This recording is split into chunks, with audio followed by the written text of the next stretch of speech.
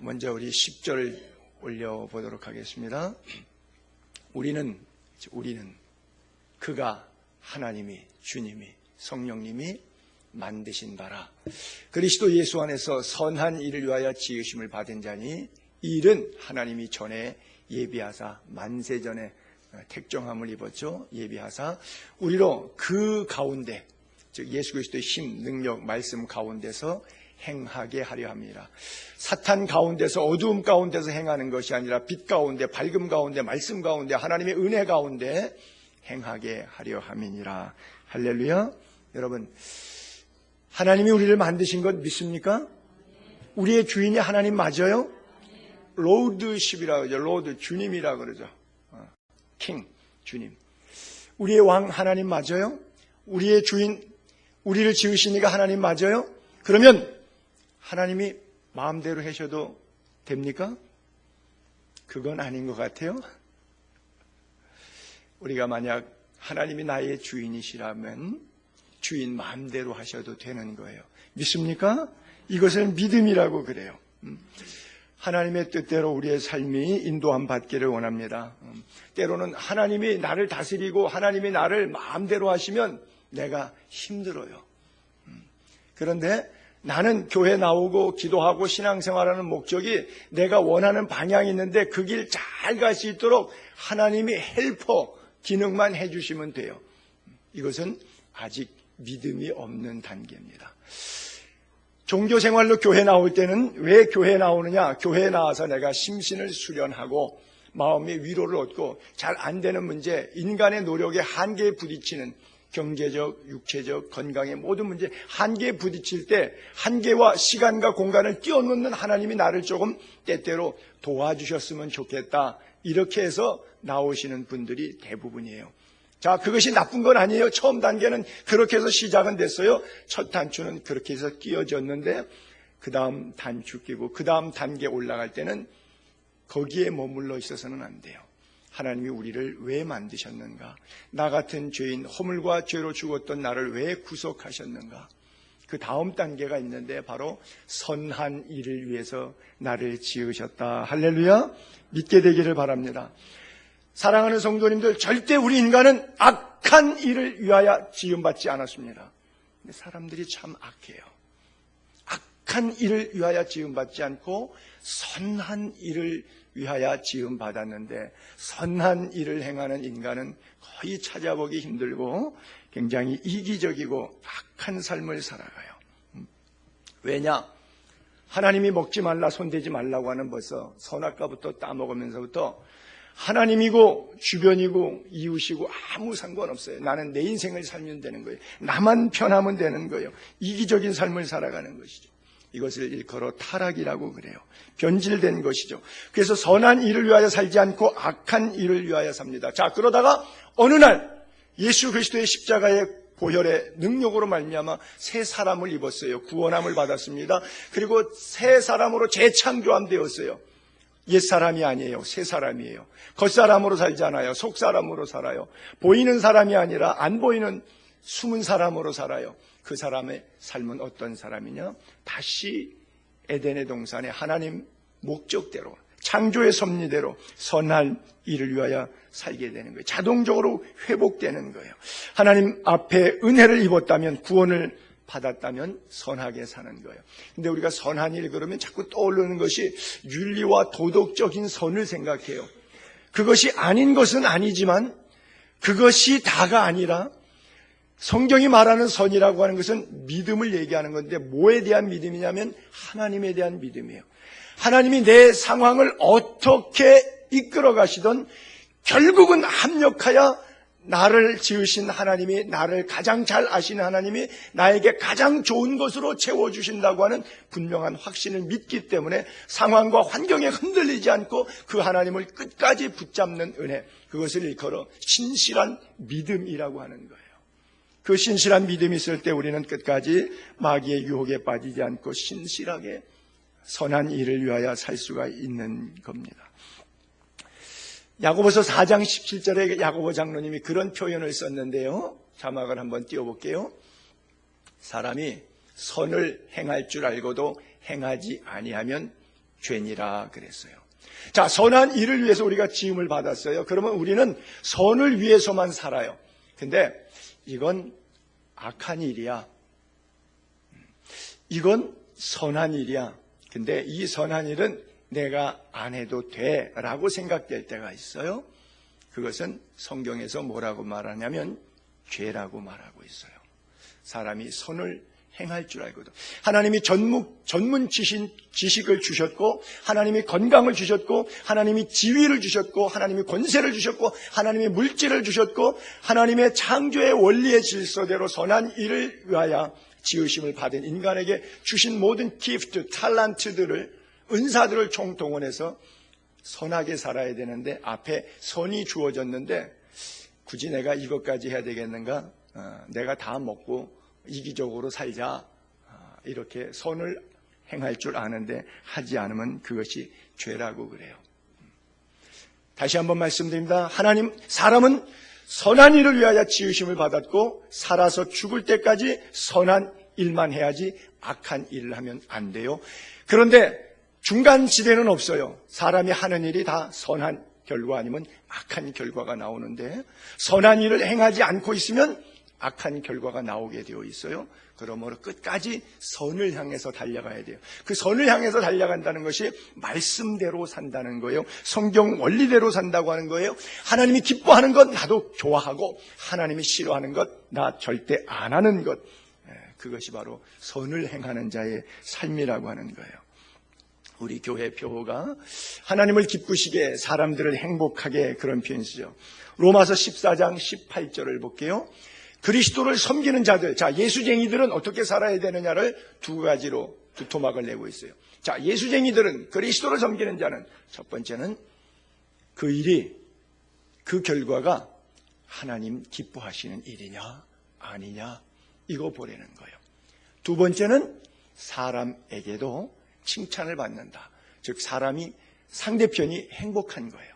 상대편이 기쁜 거예요. 그 사람이 행복하고 기쁘고 고마우니까 칭찬을 하는 거죠. 그 사람이 힘드는데 나한테 칭찬하겠어요? 그 사람이 괴로운데 내 이기적인 성향 때문에 상대가 힘들어하는데 나를 칭찬하겠어요? 그렇지 않죠. 칭찬받는 사람. 초대교회 성도들은요, 온 백성이 그를 칭송했다 그래요. 우리끼리 모여서 예배 드리는데 목사님, 장로님, 권사님, 집사님들끼리 우리끼리 정말 잘 섬겨줘서 고맙다, 훌륭하다, 이렇게 이쁘게 구제해 주시고 섬겨주시고, 그래서 우리끼리 막 칭찬하고 이렇게 사는 것이 아니라 안 믿는 사람들도 그 교회 행동 보고, 그 교인들 살아가는 삶을 보고 칭찬했다고 하는 거예요. 온 백성이 칭찬했다고 해요. 그리스도를 섬기는 자는 하나님을 기쁘시게 하고 사람에게도 칭찬받는 것, 이것이 예수쟁이의 삶입니다. 이것을 위해서, 선한 일을 위해서 우리가 지음을 받았어요. 그래서 그 가운데 행하게 하려 하심이라. 행동한다는 거예요. 빼리빠따오, 그렇게 걸어간다는 거예요. 다른 말로 하면 동행한다고 하는 거예요. 에녹이 하나님과 동행했던 것처럼 말씀과 동행하는 것이, 아브라함이 말씀을 쫓아갔던 것처럼 하나님의 말씀과 함께 살아가는 거예요. 행동하는 신앙이라고 그러죠. 야고보 장로님 그래서 행함이 없는 믿음은 죽은 믿음이라고 그랬어요. 설교 잘하고 말 잘하고 남에게 설득은 잘하는데 정작 본인은 그렇게 살지 않고 있어요. 그것은 죽은 믿음이요, 가짜 믿음이요, 자기를 구원할 수 없는 지옥 가는 믿음이라고 하는 거예요. 죽은 믿음은 그의 영혼을 빛 가운데로 이끌어낼 수가 없습니다. 우리는 때때로 선을 행합니다. 그러나 선을 행하다가 낙심하게 되죠. 성경은 말합니다. 착하게 살아라. 그런데 착하게 산다고 해서 사람들이 다 너 좋아하고 칭찬하고 착하다고 박수 쳐주지 않아. 착하다고 조롱하고, 착하다고 바보라고 얘기하고, 착하다고 오히려 역경과 핍박이 올 수도 있어. 무릇 그리스도 예수 안에서 경건되이 살고자 하는 자는 핍박도 받으리라. 성경에 있는 말씀 그대로요. 여러분, 사울 왕이 다윗을 죽이려고, 사울은 천천히요, 다윗은 만만히요 그래요. 그래서 이러다가는 내가 아들 요나단에게 왕위를 못 물려주고 이게 다윗에게 뺏기게 생겼다. 이미 민심이 이탈이 되었다. 그렇다 그러면 방법이 없구나. 다윗을 죽이자. 그리고 다윗을 창을 던져 죽이려고 그랬는데, 그때부터 피난 생활을 떠나기 시작하는데 자그만치 12년 가까이 피난 생활을 떠납니다. 그 피난 생활 가운데 여러 토막이 있는데 그 가운데 한 구절 한번 볼게요. 사무엘상서에 보게 되면 사울이 온 이스라엘에서 택한 사람 3,000명, 여러분 다윗 한 사람 죽이려고 병사 3,000명 군사를 풀어가지고 수색작전에 돌입한 겁니다. 다윗과 그 사람들을 찾으러 들염소 바위, 이건 부엉이 바위가 아니고 들염소 바위입니다. 들염소 바위로 갔어요. 결국 수색작전 했는데 다윗은 못 찾았고 엔게디 광야 동굴에 가서 숨었어요. 들염소 바위 동굴에 들어가서 숨었는데 사울왕이 화장실이 급했어요. 옛날에 왕이라고 해도 화장실 없으니까 아무데나 볼일 봐야 되는 것이죠. 그러니까 3,000명 병사들 앞에서 볼일 볼 수는 없으니까 조금 굴 속에 숨어들었는데 마침 다윗이 숨어있는 그 들염소 바위 굴에 들어가게 된 거예요. 그 지역 에어리어는 엔게디 광야라고 하는 곳이었어요.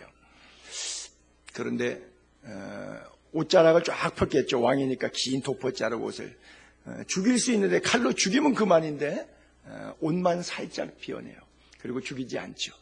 다윗이 사람들에게 이르되 보소서 여호와께서 당신에게 이르시기를 내가 원수를 내 손에 넘기리니 내 생각에 좋은 대로 그에게 행하라 하시더니 이것이 그날이니라 하니 다윗이 일어나서 사윗의 겉옷자락을 가만히 베니라. 이 분위기는 지금 옆에 같이 있던 사람들이 다윗 사울 죽여 앉아서 용변 볼 때 뒤에서 단칼이면 그냥 끝나는 거야. 그런데 기름 부은 자를 해하는 것이 내 마음에 하나님이 흡족하지 않다는 결론이 있다. 그렇기 때문에 나는 그렇게 안 하겠다. 그리고 옷자락만 싹 해서 내가 당신 죽일 기회가 있었는데 안 죽였다는 것을 상징적으로 갖고 있어요. 다음 절에 보게 되면 그래서 용병 끝나고 내려갔더니 산 중턱에서 동굴에서 나와서 다윗이 소리 지르면서 얘기해요. 내 아버지여 보소서. 내 손에 있는 왕의 옷자락 보소요. 내가 왕을 죽이지 아니하고 겉옷 자락만 베었은즉 내 손에 악이나 죄가가 없는 줄을 오늘 아실지니라. 왕은 내 생명을 찾아 해하려 하시지만 나는 왕에게 범죄한 일이 없습니다. 사울이 그걸 듣고 내 아들 다윗아 이것이 내 목소리냐 하고 소리를 높여 울며 다윗에게 이르되 나는 너를 학대하되 너는 나를 선대하니 너는 나보다 의롭도다 그래요. 악한 왼수도 뭐라 그래요? 너는 나보다 의롭도다 그래요. 인정함을 받는 거죠. 원수도 인정하는 사람. 여러분 이때 사울이 울면서 자기의 잘못을 깨닫습니다. 정말 깨달았을까요? 인간은 그렇지 않습니다. 저 분위기, 그렇죠? 저 분위기에 여러분이라면 어떻겠어요? 다시는 그런 짓을 하지 말아야 되죠. 자, 여러분이 하나님 앞에 범죄에 노출되었어요. 울고불고 예수 믿고 깨달은 다음에 다시는 안 하겠다고 했어요. 그 일 다시 안 한 적 있습니까? 또 하시고 계시잖아요. 사울도 마찬가지였어요. 그 일 이후에 저 24장 스토리인데 세월이 며칠이 몇 달이 지났는지는 모르겠어요.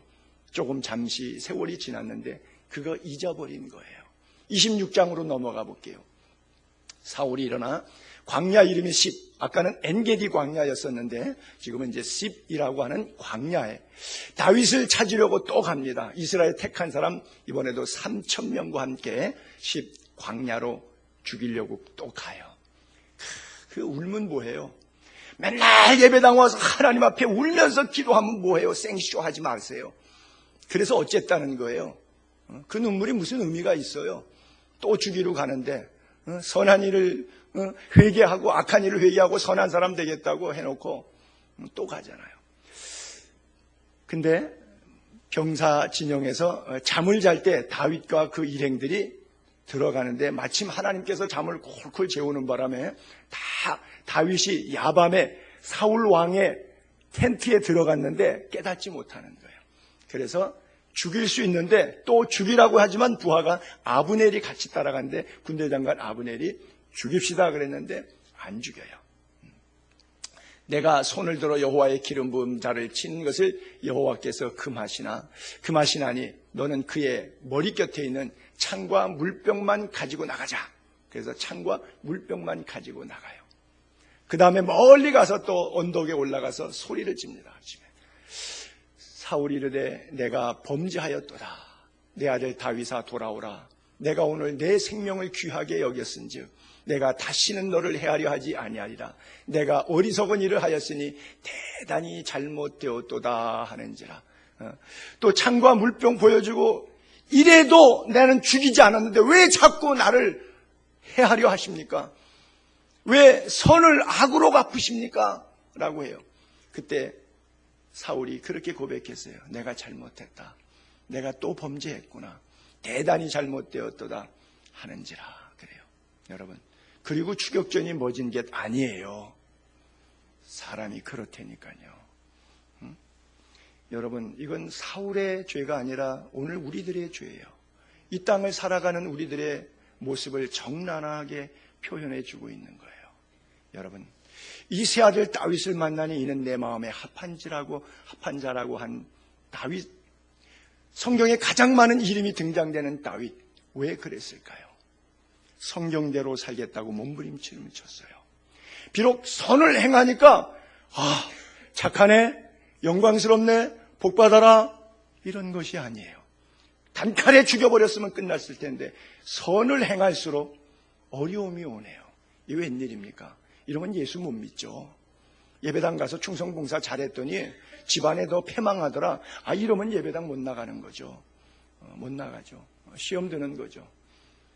그래도 하나님이 살아계시고 역사를 주관하시고 우리의 생명의 주인이심을 믿습니까? 뭐가 대단히 잘못된 것인지 우리의 삶 신앙 인격 가운데 돌아보는 은혜가 있게 되기를 바랍니다. 다윗이 사울 왕이 암만 그래봐야 변하지 않는다는 걸 압니다. 그 인간 안 변해요. 우리 그런 표현 많이 쓰잖아요. 그 인간 절대 안 변해. 그래요. 여러분, 그 다음 절 한번 볼까요? 다윗 마음에 생각이 났어요. 어떻게 뭘 했냐면 내가 후일에 결국은 2번, 3번 빠져나가다가 나중에 언젠가 한 번은 잘못하면 붙잡히면 죽는 거예요. 그렇잖아요? 운전 잘한다고 하는 사람이 백날 잘해도 한 번 잘못해서 그 자리에서 교통사고로 그냥 가는 거거든요. 우리가 정치인들이 훅 한다는 표현 잘 쓰던데, 그래서 후일에 사울의 손에 붙잡힐 수 있겠다. 이러다가는 큰일 나겠다. 블레 사람들 땅으로 피하자. 들어가는 것이 사울이 이스라엘 온 영토 내에서 자기가 다스리는 국토 내에서는 찾지 못하게 비행기 타고 해외로 도망가자 이거죠. 국내에서는 안 되겠다. 그러죠. 주로 범죄한 사람들이 바깥으로 나가죠. 물론 그래도 인터폴이 되어 있으니까 추적해서 잡아오는 경우도 있지만 예전에는 그런 게 시스템이 잘 안 갖춰지고 컴퓨터 시대가 안 되니까 범죄하면 전부 다 밀항하는 사람들이 많았어요. 뭐 중국으로도 밀항하고 일본으로도 밀항하고 이런 사람들이 많았어요. 근데 이게 범죄해서가 아니라 거꾸로 지금 망명을 가는 거예요. 피난을 가는 거예요. 이스라엘 온 영토에서 다시 나를 찾다가 단념하리니 아주 못 찾게. 잘못 걸리면 이제는 죽을 것 같으니까 내가 그의 손에서 벗어나리라. 그리고 블레셋 사람 경내에 들어가죠. 아시다시피 블레셋에 가서 미친 척하죠. 왜요? 그 땅은 사실은 더 위험한 땅이에요. 이스라엘 영토 내는 사울의 위협이 있죠. 블레셋 가면 블레셋 가드 출신이었던 골리앗을 때려 죽였기 때문에 블레셋 사람들의 민심에 있어서는 다윗 그러면 이건 죽일 대상이지 살려둘 대상은 아니에요. 사실은 우스갯소리로 그런 수수께끼 농담이 있었거든요. 세상에서 제일 재수 없는 사람이 누구냐? 쓰레기차 피하려다가 똥차에 치여 죽은 사람이다. 초등학교 때 그러고 재미있게 말장난하고 노래한 기억이 있는데 바로 이스라엘에서 사울의 영역권을 벗어나서 가겠다고 한 것이 블레셋 땅이에요. 더 위험한 땅이죠. 그러니까 거기서 어떻게 해요? 침을 자기 수염에다가 뱉어서 흘리죠. 그리고 옷을 찢고 속옷을 막 드러내 보이면서 몸에 더러운 진흙 같은 거 막 묻히고 뭐 떼꾸중이 구중에서 막 미친 척하면서 성문에서 막 긋고 뭐 괴성 지르고 뭐 간지로 환자처럼 막 이러고 있으니까 천하의 다윗도 안 됐다. 그거 칼로 피 묻힐 필요도 없겠다. 이제 다 끝난 인생인데 그리고 살려두잖아요. 여러분 그때 다윗의 자존심 한번 생각해 보세요. 연상해 보세요. 얼마나 심히 상하겠어요. 하나님 내가 주를 위해서 골리앗을 물리쳤고 여호와의 이름을 높여드렸고 사울왕 죽일 일이 있어도 안 죽이고 내가 여기 땅까지 피난 왔습니다. 지금 내가 이러고 살아야 합니까? 침을 흘리면서 미친 체 하면서 다윗의 속에서 울분의 기도가 어떤 내용의 기도였겠어요? 하나님 의지하고 싶었을까요? 그런데도 끝까지 다윗은 하나님을 붙잡습니다. 상황과 환경에 굴하지 아니하고 여호와가 나를 지으셨기 때문에 내 인생의 주인이기 때문에 신실하심을 믿기 때문에 합력하여 선을 이루어 주실 주님을 믿기 때문에 그 하나님을 의지하는 거예요. 그 하나님 여호와의 선하심을 맛보아 아는 은혜가 있게 되기를 바랍니다. 그래요. 사람이 참 악해요. 제가 어린 시절에 그런 얘기를 들은 것이 기억이 나는데 그래요.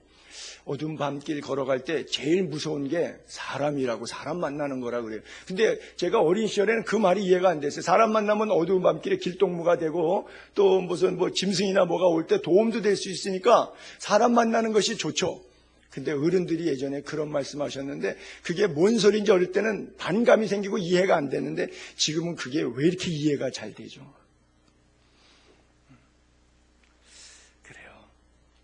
작년인가의 뉴스에도 보니까 80대 넘은 할머니들이 경로당에서 서로 미워갖고 서로 사귀어서 죽이고 싶어갖고 바카스에다가 농약 넣어갖고 냉장고에 넣어서 먹으라고 해가지고 할머니들끼리 어떤 할머니가 해갖고 죽였다고 하는데 지금 결론은 어떻게 났는지 모르겠어요. 그때 수사한다고 되게 대한민국에 시끌벅적했는데 여러분 80이 넘은 할머니들이에요.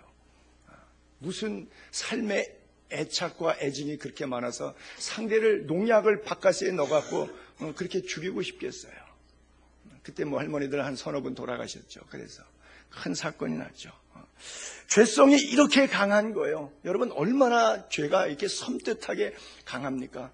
그 연약한 할머니의 가슴 속에 얼마나 큰 악이 있길래 김정은으로 말하면 더 말할 것도 없죠. 그냥 자기 고모부를 곡사포로 죽인 다음에 화염 방사기로 다 태워서 잿더미까지 없으니까 이건 화장하는 것도 아니죠. 죄도 없죠. 그냥 죄도 없죠. 묘지 안 쓰는 건 물론이고 죄도 없어요.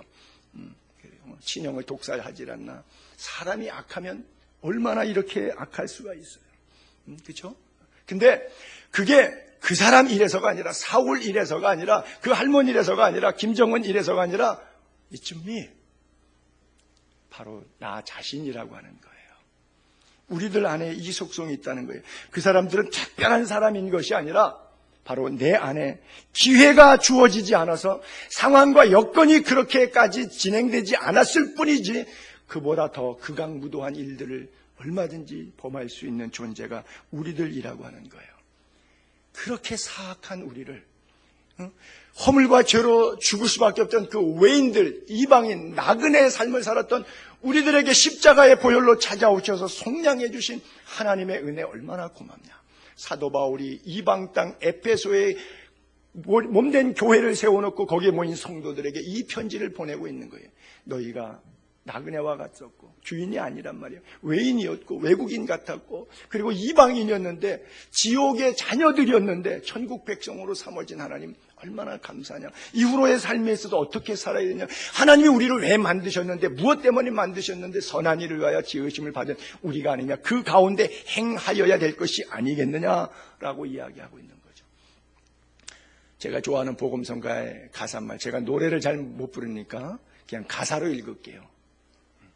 나를 지으신 이가 하나님, 나를 콜링 아무개야 영삼아 하고 불러주신 이가 하나님, 장로로 부르시고 권사로 부르시고 집사로 부르시고 성도로 불러주신 이가 하나님, 또 나를 보내신 이도 하나님, 나에게 직장으로 보내고 교회로 보내고 학교로 보내고 가정으로 보내고 나의 삶의 일터로 보내신 그리스도의 작은 빛과 소금 역할을 감당케 하시려고 내 안에 성령을 주시고 나의 삶의 현장으로 파송해 주신 하나님, 나의 나된 것은 다 하나님의 은혜라. 내가 마지막 죽을 때 나의 달려갈 길 다가도록 나의 마지막 코끝에 호흡이 멈추는 순간까지 주님, 나로 그 십자가 품을 수 있는 은혜를 주옵소서. 그 십자가 품을 수 있는 능력을 주옵소서. 나의 나된 것은 다 하나님 은혜입니다. 은혜 헤아려 보니 한량 없는 은혜, 갚을 길이 없는 은혜. 내 삶을 총체적으로 통전적으로 애워싸시며 보호하시는 그 하나님의 은혜, 나 주저함 없이 과감하게 결단해서 그 땅을 밟아갈 수 있는 것도, 그 길을 향하여 갈 수 있는, 좁은 길 좁은 문이라도 그 땅을 향해서 밟아 나아갈 수 있는 이유는 무엇이냐? 나를 붙드시는 하나님의 은혜 때문이라고 하는 거예요. 믿습니까? 그래요. 그래서 제가 빨간 줄만 3군데 쳤어요. 나를 지으시니가 하나님, 나로 그 십자가 품게 하시니 나를 붙드시는 하나님의 은혜다 그랬어요. 다시 본문 11절부터 12절까지 보도록 할게요. 그러므로 생각하라. 너희는 그때 육체로는 이방인, 손으로는 육체의 할례를 행한 할례를 받은 무리라 칭하는 자들로부터 할례를 받지 않은 무리라 칭함을 받은 자들이라. 이것은 하나의 조롱꼴이죠. 할례를 못 받았다? 지옥 간다. 그 뜻이에요. 그때 너희는 그리스도 밖에 있었고 하나님 모르잖아. 예수 안 믿었잖아요. 이스라엘 나라 밖의 사람이라. 이것은 선택에 있어서의 하나님의 어떤 백성의 자리에서 떠난 것이죠. 약속인 언약들에 대하여는, 천국에 대해서는 외인이요, 외국 사람이냐, 이게 천국 시민권 없단 말이에요. 천국 시민권 없으면 어디? 지옥 시민권자라고 하는 거죠. 세상에서 소망이 없고 육체의 쾌락을 위해서 살지만은 그의 영혼에는 천국에 대한 확신이 없기 때문에 소망이 없이 엔조이하는 거예요. 자기 딴에는 세상이 재밌다고 먹고 마시고 즐기고 명품족이다 이래갖고서 즐기지만 하나님 볼 때 그 영혼은 죽어 있기 때문에 소망이 없는 거예요. 그래서 하나님도 없는 자이더니 그랬어요. 이방인의 삶을 쭉 열거해 준 것이 바로 그거예요. 저도 23년 동안 이방인의 삶을 살았거든요. 저는 그리스에 26살 때 선교사로 파송해 나가가지고 목사로 선교사로 현지인들 사역을 쭉 하면서, 여러분 제가 젊은 시절에 26살부터 나이 50될 때까지 만 23년 이상을 그리스에 살았으니까 제 인생에 있어서의 그 가장 그 젊음의 몸이 잘 움직이고 생각이 쌩쌩 돌아갈 때 젊은 시절의 인생의 노란자위는 그 땅에서 다 보냈죠. 그리고 저는 그 땅에서 뼈를 묻을 생각으로 선교사로 살아왔기 때문에 그리스를 제2의 고향이 아니라 그냥 조국이라고 생각했어요. 나의 나라라고 생각하고 살아왔어요. 그러나 정작 나는 그렇게 생각했지만 나를 바라보고 있는 그 땅의 원주민들은 나를 그렇게 생각했을까요? 아니죠. 그들이 볼 땐 영원히 제가 이방인이었던 것이죠. 체류, 한국에서 이제 선교사 비자 받아가지고 이민국 가가지고서는 체류 허가를 갖다가 신청했는데 1차 나왔어요. 그리고 이제 기간이 또 한 2년 지나니까 재연장을 들어갔어요. 근데 이제 변호사 사가지고 1인당 얼마 이렇게 서류 맡겨놓으면 변호사가 이민국 왔다 갔다 하면서 그걸 다 합니다. 한 얼마 걸리니까 2달 걸릴 거래요. 그래서 2달 동안 이제 템포라리 비자 주면서 이 기간 안에 나올 거라는데 석 달, 넉 달 지나도 안 나와요.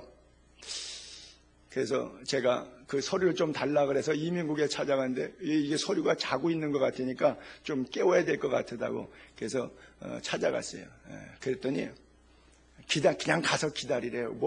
찾지도 않고 그냥 대꾸도 없어요. 그냥 가서 기다리라 그래요. 그래서 제가 그리스 사람들이 워낙 이렇게 씨가라 그러는데 천천히 하는 그런, 중국도 만만디 그런 표현을 쓰는데 늦어지는 것 같아서 이렇게 늦어지느냐, 너희 나라는 네 일을 너무 늦게 본다, 이 한마디 했더니 저에게 탁 답이 돌아오는데, 그럼 니네 나라 가서 살아. 인종차별이죠. 그렇죠? 나는 내 땅이라고 생각하고 그들의 영혼과 함께 울고 웃으면서 그들을 선교하면서 내 땅이거니 생각했는데 내 땅이 아니더라고요. 여러분, 이 땅에 살면서 여러분이 이게 내 땅이 아닙니다. 우리의 시민권은 물론 사는 동안의 육체는, 껍데기는 코리안 패스포드, 주민등록증 갖고 있지만 우리의 시민권은 하늘에 있음을 믿게 되기를 바랍니다. 그래요. 우리 다 하나님 나라 올라갈 건데 우리 시민권 위치 확실하게 하게 되기를 바랍니다. 그래요. 사실 우리나라도 인종차별이 전 세계적으로 굉장히 심한 나라 가운데 한 나라예요. 단어 자체가 그렇잖아요. 뭐 깜둥이, 신둥이, 뭐 짱깨, 쪽발이, 뭐 이 다른 나라에 대해서 표현하는 것 자체가 얼마나 상스러운 표현을 씁니까? 그것을 일상적으로 그냥 이렇게 막 쓰잖아요. 이렇게 불편해하지 않게 편하게 막 농담 쓰듯이 막 쓰잖아요. 그럼 뭐예요? 우리 민족 자체가 타 민족에 대해서 상당히 자연스럽게 배타적으로 몸에 배어 있는 거죠. 뭐 타 국가뿐 아니라 타 도 출신도 뭐 이런 게 있죠. 그래서 대한민국에는 호남 향후회, 또 뭐 고대 동창회, 또 해병 전후회, 뭐 이런 것들이 뭐 굉장히 센 게 있다 뭐 그러는데, 어쨌든 뭐 중요한 메시지는 아니고, 우리가 이방인으로 살았는데 굉장히 냉대를 받았는데, 유대인의 입장에 보면 할례 못 받았지, 소망 없이 하나님 없이 살지, 너희들은 지옥의 불쏘시개 감으로밖에 못 쓰는 그런 존재들인데 라고 생각하는 거예요. 그러니까 이방인과 유대인이 한 자리에서 나 구원 받았네, 너 구원 받았네, 우리 구원 받았네, 그래서 예배를 드린다는 것은 상상할 수 없는 시대인 겁니다. 지금은 이해가 되지만 그 시대적 정황으로 2000년 전으로 시계반을 돌리면 도저히 있을 수 없는 일인 거예요. 그래서 이방인인 우리들, 외인이었지만 외인을 의인으로 만들어 주었다라고 말하는 거예요. 근데 유대인들은 이걸 인정 잘 안 하죠. 왜? 이방인 그러면 지옥행, 유대인 그러면 천국행, 이렇게 딱 대립돼가지고 쌍두마차처럼 계속 평행선을 달려오고 있었는데, 유대인이 아니면 하나님의 권속이 될 수 없고, 유대인이 아니면 천국 갈 수 없고, 하나님의 백성이 될 수 없다. 왜? 그들은 성경을 근거로 해서 율법을 붙잡았거든요. 모세 율법 5경에 신명기를 볼까요? 신명기 7장 6절에 보게 되면 그런 말씀이 있죠. 나는 여호와 내 하나님의 성민이라. 그들은 하나님이 거룩한 백성이라고 성민으로 뽑아줬어요. 너는 여호와 내 하나님의 성민이라. 하나님이 너는 거룩한 백성이라 딱 뽑았단 말이에요. 내 하나님 여호와께서 지상 만민 중에서 뭐 한국, 미국, 일본, 독일, 중국 뭐 지상 만민 중에서 너를, 유대인들을 자기 기업의 백성으로, 천국 백성으로 택하였나니. 자, 모세 오경 율법에 이걸 붙들고 2017년도 지금도 살고 있어요. 그러니 유대인들의 프라우드가, 성경에 대한민국을 이렇게 써놨다 그러면 대한민국 사람이 얼마나 프라우드가 대단해. 이걸 놓치겠습니까? 이걸 포기하겠습니까? 절대 포기 안 하죠. 기득권. 그러니까 율법으로 구원 얻는 것이 아니라 그 이후에는 율법으로 완성하신 예수 그리스도로 말미암아 모든 민족이 구원을 얻는데, 그게 싫은 거예요.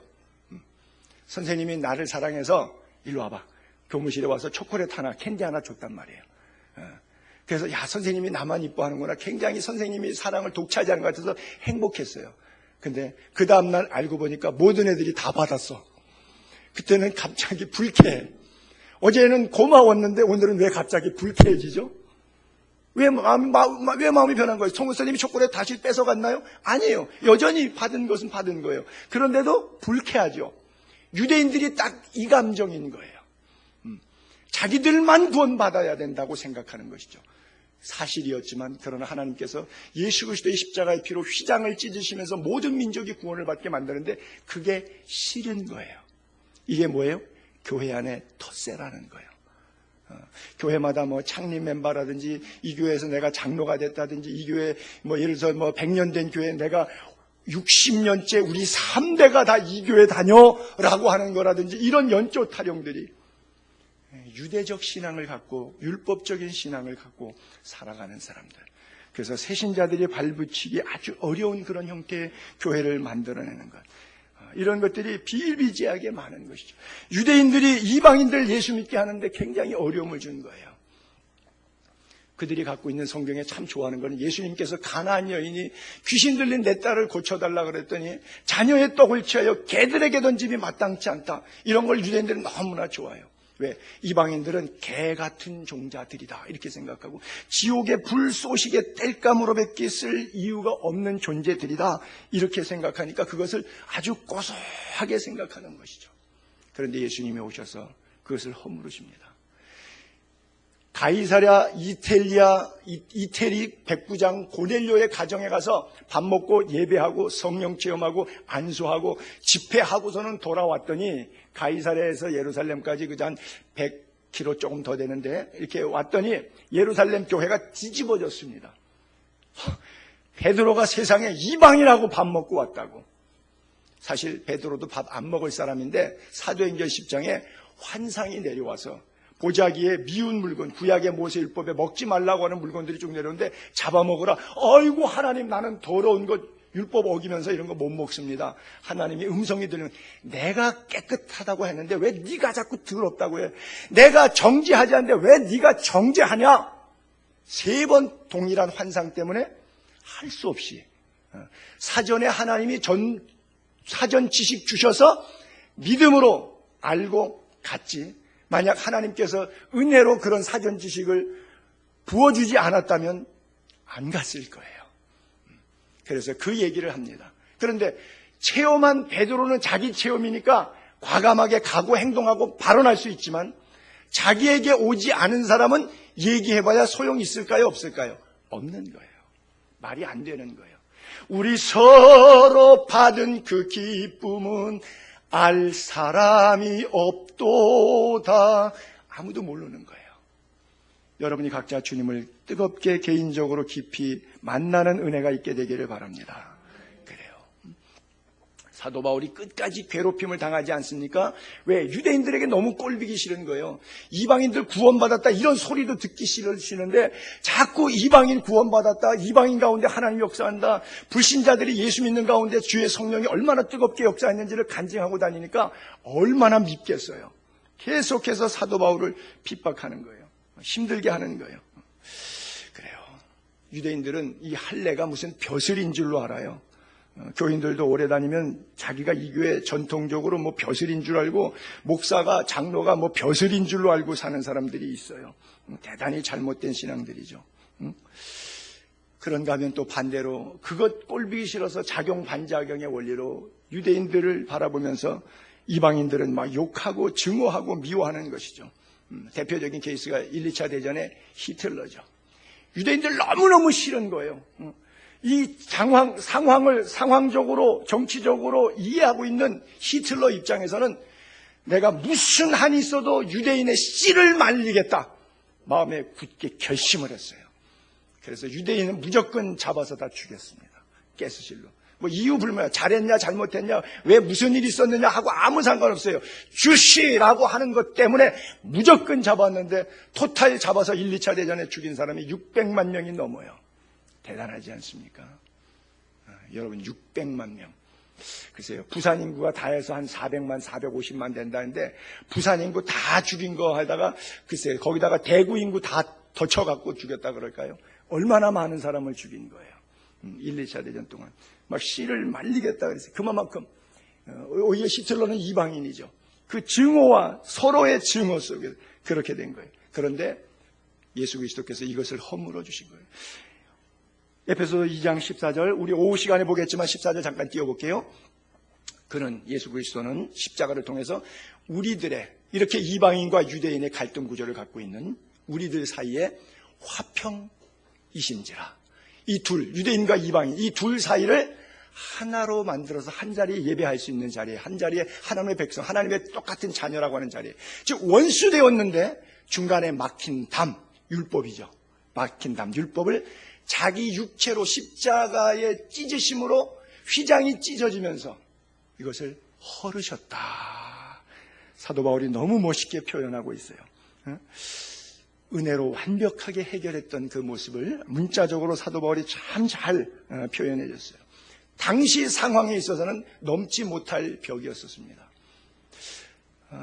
제가 태어나던 해에 45년도부터 1, 2차 대전 나면서 이제 공산정권에서 나치 정권이 들어서면서부터 1961년도에 베를린에 장벽을 쌓습니다. 그러다가 1989년도에 이 장벽을 허물어냅니다. 한 28년 정도 세월이 지났죠. 그래요. 28년 만에 장벽을 허물어요. 저도 그때 가가지고 베를린 가갖고 장벽 허물은 걸 가지고 이렇게 액자를 만들어서 거기다가 철조망하고 벽돌 같은 거를 넣어가지고 베를린의 역사 이렇게 간단하게 써서 액자를 팔더라고요. 그래서 저도 사가지고 왔는데 그리스에 있어요. 여기 갖고 있지 않고 기념으로 장벽이 무너졌다. 그래요. 그래서 유럽이 동서로 나눠서 공산주의가 강했는데 그 공산주의가 이제 거의 다 무너져서 이제 자본주의 물결로 하나 됐죠. 대한민국은 45년도에 해방된 이후에 50년의 사실 분단이 정확하게 전쟁부터 갈라지기 시작했는데 지금 2017년도니까 67년째 엄청난 38선이라고 하는 장막이 우리 민족 가운데는 있는 그런 아픔이 있죠. 그래요. 이제 몇 분들이 또 성지순례 가겠지만 가자지구라든지 이스라엘에 보게 되면 팔레스타인들 자치지역구가 있는데 자유왕래 못하게 하면 돌 던지고 테러가 하도 많으니까 거기다가 담을 쌌어요. 그리고 뭐 구멍으로만 관광버스들만 거기서 검문 검색해가지고 시간이 오래 걸려요. 줄을 너무 오래 서요. 베들레헴 한번 가려면 베들레헴이 예루살렘에서 20km밖에 안 되는데 어떤 때는 2시간도 걸려요. 차를 줄 세워서 막 저희 같은 관광객 가면 아주 짜증내요. 막 유대인들에 대해서 너무 증오심이 일 정도로. 옛날엔 길이 많았는데 다 막아놔가지고. 그리고 8m짜리 장벽을 세웠어요. 지금 전 세계로부터 지탄받고 있는 그 팔레스타인 장벽이라고 하는 것이죠. 그러니까 너희들은 거기에 갇혀 살아라. 하도 뭐 테러가 많으니까 그래서 팔레스타인하고 유대인 사이에 같은 이스라엘 땅이죠. 우리는 관광객이니까 왕래하겠지만 이런 아픔들을 현장에 가면 볼 수 있어요. 이런 장막들이 이 장막을 복음으로 하나님께서 예수 그리스도 십자가로 열어주셨다고 하는 것을 사도 바울이 지금 이야기하고 있는 거예요. 그래서 이젠 더 이상 차별이 없고 구분이 없다. 남녀노소 빈부 귀천이 없다는 거예요. 모스크바에 가게 되면 남자들만 다 들어가죠. 여자들을 위해서 어떤 일정한 별채의 방을 하나 둬가지고 거기 가게 하는데 한국도 예전에는 우리 얼마 전에 작년인가 재작년에 국내 성지순례 갔을 때 김천에 기흑자교회 갔는데 남녀 7세 부동석이니까 예배당 들어가고 기흑자교회 각각 출입구가 달랐죠. 그래서 서로 기흑자니까 강대상을 보는데 목회자는 양쪽 다 보지만 성도들 사이는 칸막이가 돼 있으니까 못 보게 하는 그런 시대가 있었죠. 교회이지만 그래도 남녀노소 빈부귀천이 없어야 되는데 이런 차별들이 초창기 때는 있었죠. 뭐 힌두교의 카스트 제도라든지 뭐 더 많을 나위도 없죠. 심지어 요즘에는 그걸 최근에 열었는데 미국의 몰몬교 같은 경우는 마리성도 그리스도교회 우리 개신교에서는 2단이라고 하죠. 거기는 흑인이 예배당에 못 들어갔어요.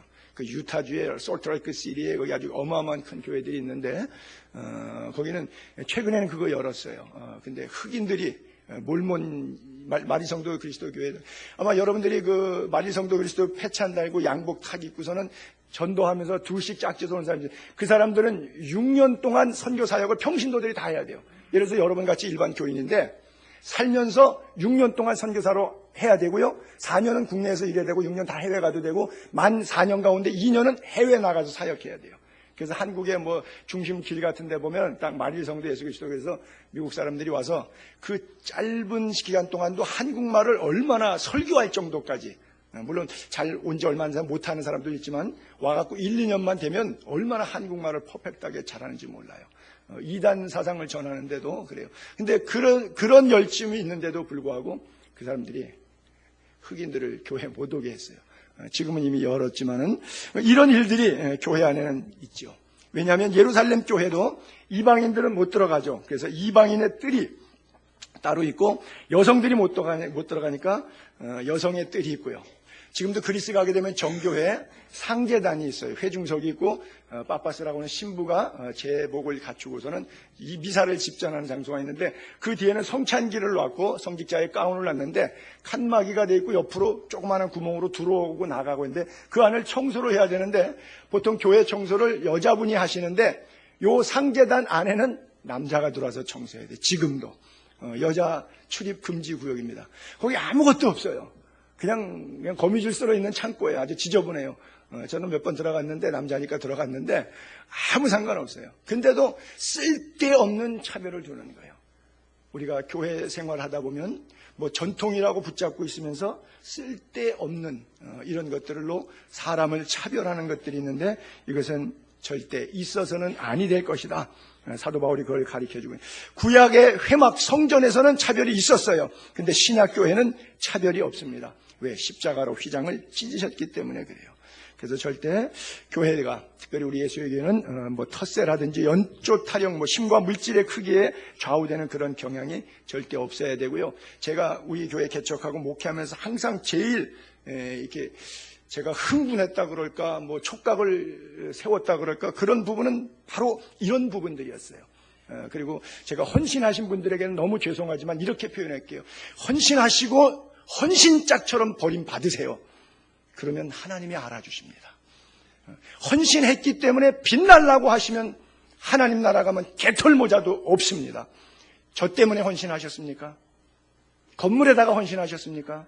아니면 좀과 동록이 해하지 않는 하늘에다가 헌신하셨습니까?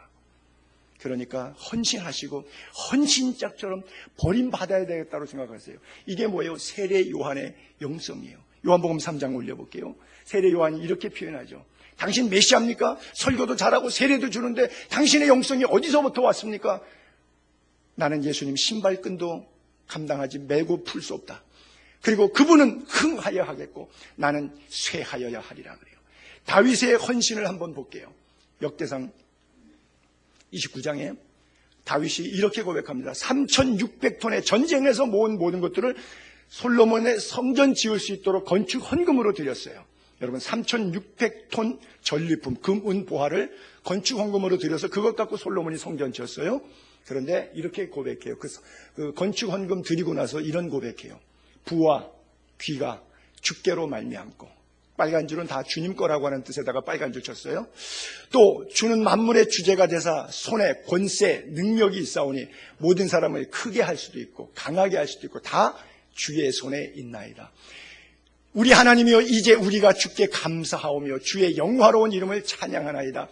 나와 내 백성이 무엇이기에 이처럼 즐거운 마음으로 드릴 힘이 있었나이까. 모든 것이 주께로 말미암아 싸우니 우리가 주의 손에서 받은 것으로 리턴, 원위치 한 것뿐입니다. 그렇게 고백하고 있어요. 여러분, 이 깊은 은혜가 깨달아지는 은혜를 경험할 수 있게 되기를 바랍니다. 말씀을 정리할게요. 마지막 13절. 이제는 전에 멀리 있던 너희가 그리스도 예수 안에서 그리스도의 피로 가까워졌느니라. 멀리 있었는데 가까워졌다. 멀리 있던 이방인들, 가까이 있던 유대인들이 그리스도의 피로 하나가 되었다.